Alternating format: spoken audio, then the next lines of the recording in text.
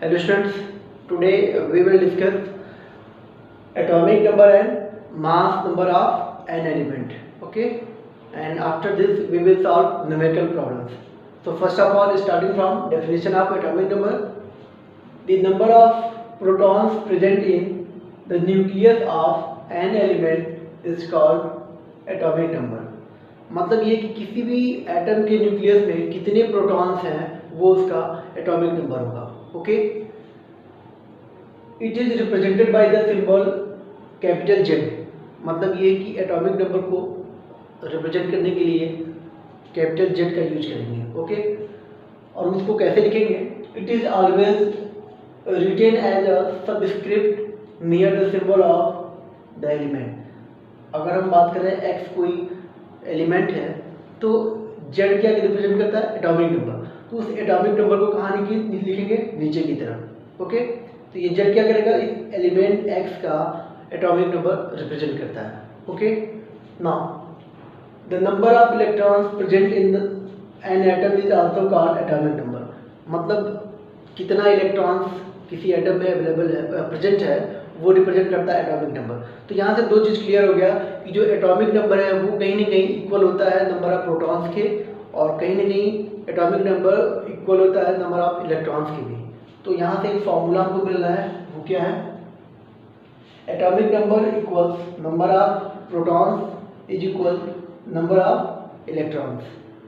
इस फॉर्मूले का यूज हम आगे न्यूमेरिकल्स में करेंगे.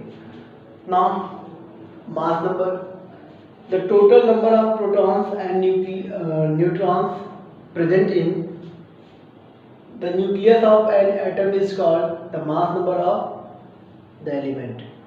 मतलब ये कि किसी एलिमेंट के जब हम कहते हैं कि ढेर सारे एलिमेंट ढेर सारे एटम से मिलकर बना हुआ है, तो उस एटम्स के सेंटर पे जो कि न्यूक्लियस है, उस न्यूक्लियस के अंदर कितना प्रोटॉन्स और कितना न्यूट्रॉन्स है, उनका जो टोटल सम होगा एक्चुअली वही क्या होगा? उस एलिमेंट का मास नंबर होगा. ओके, तो मास नंबर का मतलब क्या होगा? Number of protons plus number of neutrons. ये क्या होगा? मास नंबर होगा. It is represented by the symbol capital A. Capital A से मास नंबर को रिप्रेजेंट करेंगे. अब देखते हैं कैसे. It is always written as superscript near symbol of the element. यानी एलिमेंट, अगर हम कहते हैं एक्स कोई एलिमेंट है तो उसके पास ऊपर की तरफ एक कैपिटल ए से हम किसी भी एलिमेंट के मास नंबर को रिप्रेजेंट करते हैं. तो आपको ध्यान देना होगा कि अगर कोई जेड एलिमेंट है तो उसके नीचे की तरफ, सॉरी एक्स कोई एलिमेंट है तो उसके नीचे की तरफ जेड, कैपिटल जेड के थ्रू हम एटॉमिक नंबर रिप्रेजेंट करते हैं और कैपिटल ए के थ्रू हम मास नंबर रिप्रेजेंट करते हैं. सपोज कीजिए कि हम एक एलिमेंट लेते हैं सोडियम. ओके, जिसका एटॉमिक नंबर कितना होगा? 11 होगा एंड मास नंबर कितना होगा? 23. तो इसको जब भी रिप्रेजेंट करेंगे, सोडियम एलिमेंट को जब भी रिप्रेजेंट करेंगे तो उसके मास नंबर को ऊपर की तरफ जो कैपिटल ए है, ठीक है, और एटॉमिक नंबर 11 होता है, ठीक है, तो उसको हम नीचे की तरफ ऐसे रिप्रेजेंट करेंगे. तो ये एलिमेंट बताता है कि इसका एटॉमिक नंबर 11 है और मास नंबर 23 है. ओके, नाउ अब हमारे पास दो फॉर्मूले हैं. Atomic number equals number of protons is equals to number of electrons, और दूसरा फॉर्मूला है number of protons plus number of neutrons is equals mass number. यानी प्रोटॉन्स और न्यूट्रॉन्स के नंबर्स को ऐड करेंगे तो मास नंबर होगा. बाकी अगर आपको एटॉमिक नंबर पता है तो फिर हम इलेक्ट्रॉन्स कितने हैं या फिर प्रोटॉन्स कितने हैं वो हम बता सकते हैं. देखते हैं, एक क्वेश्चन है, find out the number of protons, electrons and neutrons for the following. Question number first, element with atomic number 12. एक ऐसा एलिमेंट जिसका एटॉमिक नंबर 12 है. बात करते हैं उसका मास नंबर दिया हुआ है, मास नंबर इज 25. तो इसमें हमको बताना होगा number of protons, number of electrons and number of neutrons. अभी साफ साफ सामने आपको लिखा हुआ formula, atomic number equals number of electrons equals number of protons. इसका मतलब ये हो गया कि इन तीनों में से कोई एक पता होगा तो हम बाकी सबको बता सकते हैं। एटॉमिक नंबर इज गिवन 12, जिसका मतलब हो गया कि मास नंबर भी नंबर ऑफ इलेक्ट्रॉन्स भी 12 होगा, नंबर ऑफ प्रोटॉन्स भी 12 होगा। अब बचता है क्या? न्यूट्रॉन्स। नंबर ऑफ न्यूट्रॉन्स कितना है? Actually mass number is given, तो लिख सकते हैं mass number equals number of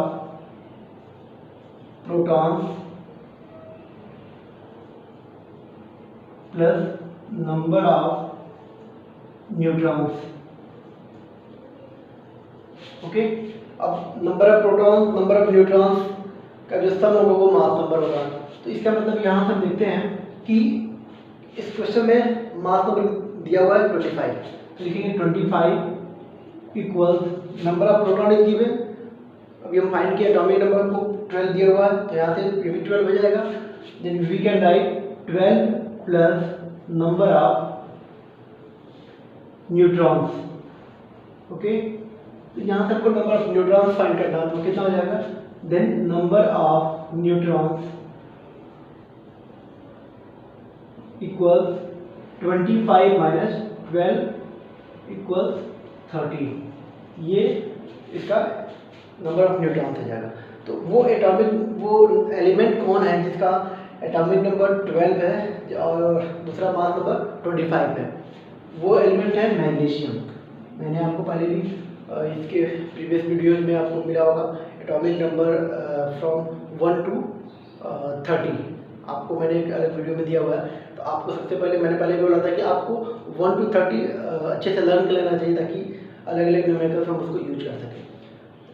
now name of element is magnesium having atomic number 12 and mass number 25। अब इसका एटॉमिक नंबर 12 है तो इसको हम यहाँ ऐसे 12 लिख सकते हैं, और मास नंबर 25 है जिसको हम ऐसे रिप्रेजेंट कर सकते हैं। ओके, इसके थ्रू हम एटॉमिक नंबर मतलब आपको ऐसे देखना होगा कि एटॉमिक नंबर दिया हुआ है तो वही नंबर ऑफ इलेक्ट्रॉन्स होगा, वही नंबर ऑफ प्रोटॉन्स होगा। ठीक है, नंबर ऑफ प्रोटॉन्स और नंबर ऑफ न्यूट्रॉन्स अगर मिलकर मास नंबर होता है तो फिर मास नंबर दिया हुआ है तो फिर हम उसमें से नंबर ऑफ प्रोटॉन्स को माइनस कर देंगे तो हमको इजीली नंबर ऑफ न्यूट्रॉन्स मिल जाएगा। Okay, now next second question.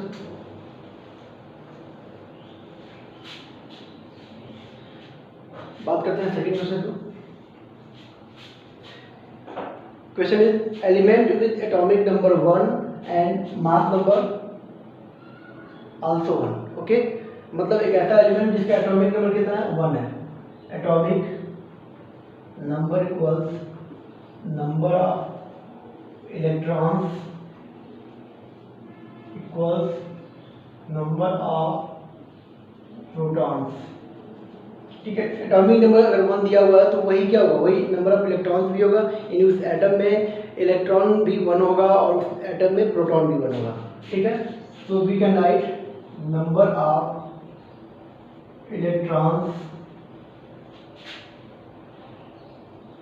equals number of protons equals 1। ये इसका फर्स्ट पार्ट हो गया। अब इसमें नेक्स्ट पूछा हुआ नंबर ऑफ न्यूट्रॉन्स। अब मास नंबर दिया हुआ, मास नंबर इज गिवन 1, वो भी 1 होता है।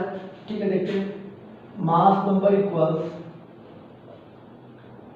Number of protons plus number of neutrons.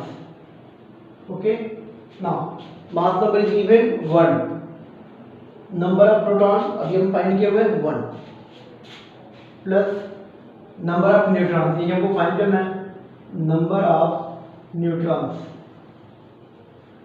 Okay, इसका मतलब है कि नंबर ऑफ न्यूट्रॉन्स को हम फाइंड कर सकते हैं। नंबर ऑफ न्यूट्रॉन्स इक्वल्स, ये क्या होगा?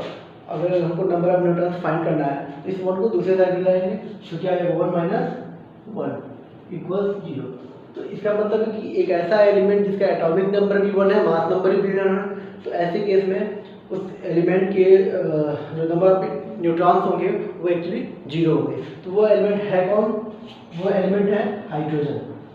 Okay, hydrogen having atomic number 1 and mass number 1, वो एलिमेंट है हाइड्रोजन। एटॉमिक नंबर 1 है, इसका मतलब नंबर ऑफ इलेक्ट्रॉन भी 1 होगा, नंबर ऑफ प्रोटॉन भी 1 होगा, और नंबर ऑफ प्रोटॉन और न्यूट्रॉन मिलकर के मास नंबर हो रहा है, तो फिर हम 1 में से 1 माइनस करेंगे तो नंबर ऑफ न्यूट्रॉन्स कितना हो जाएगा, उस पर 0 आ जाएगा। तो इस तरीके से इस कॉन्सेप्ट को यूज करके हम और भी कुछ एलिमेंट्स के एटॉमिक नंबर और मास नंबर के through number of electrons, number of protons and number of neutrons को डिफाइन कर सकते हैं। Okay, thank you so much.